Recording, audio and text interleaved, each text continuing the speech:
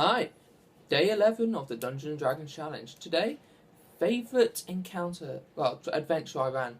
I'm going to say it was probably actually one of my more recent ones. Basically, the players had to go to a village because it had been destroyed and stopped supplying the local town. I know I did that with a farm, but this was basically one of the local trade ones. They sort of negotiated all the trade between them and the primary main city. But when the players got there to find out, look, why have you stopped doing it? The place was in ruins, destroyed. The only survivor was luckily the mayor, who they found crushed in the building, and our little goblin nursed back to health. It was quite an evoking image. Goblin holding a large human and sort of bottle feeding it health potions to bring them back to life. But what do you do? And basically the mayor told of what happened and stuff, and said that hordes of ghouls basically invaded and ripped everyone out of the village and ransacked the homes. And as they followed up to them, they saw up in the mountain just a bit, there was a clearing that had been sort of like destroyed going through the trees up to a cave. So they thought, well, that might be where they're from. So they went up into the cave, and basically it was the village just in a cave, but there was a nice carved door inside of the cave, which when they went through, opened in sort of properly carved and fully crafted chamber. That then led off elsewhere, but two of the chambers that led off were sort of like flooded, sort of knee deep for a human, with a lot of with gore, basically, where bodies had been left to just putrefy and just turn to liquid mush.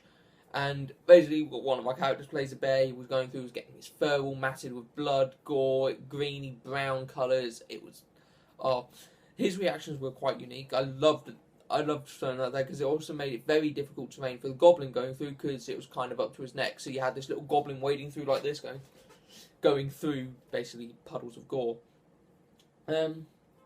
Yeah. And basically at the end of it, what happened basically was there was a beholder that was there, and he'd been living there for years. But finally, when some adventurers a few years ago had basically stumbled in, the beholder killed them and basically brought them back using his basically used his telekinesis ray to mind control them, and basically kept on doing so for years and years until he had like a small enough group where he could actually invade and try and get more resources for himself. And basically they killed him by freezing him and then shattering him to pieces. I mean, a couple of the eyes remained intact still, which they've got in glass bottles, and our bugbear kind of took the optical disc from the beholder's main eye and uses it as a fruit bowl in his cave. Yeah. But in one of the off chambers I did also throw something I've never used before, which was a carrion crawler.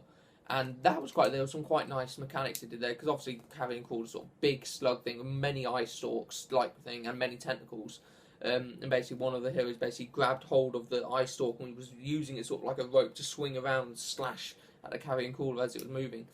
Did allow it for him to get pinned and dropped when the carrion crawler started crawling up a wall, but they all had fun with it. I think it lasted us 2 weeks to do that encounter, 2 sessions, so that encounter map, I think it was only, 5 encounters in total. But yeah, they all enjoyed that quite thoroughly, and I had lots of fun sort of like describing to them the putrid smells they were smelling, and the area thing, and the sort of like disgruntled feeling they had from it. But yeah, that was it. So until tomorrow, where it's favourite dungeon type location for day 12, bye.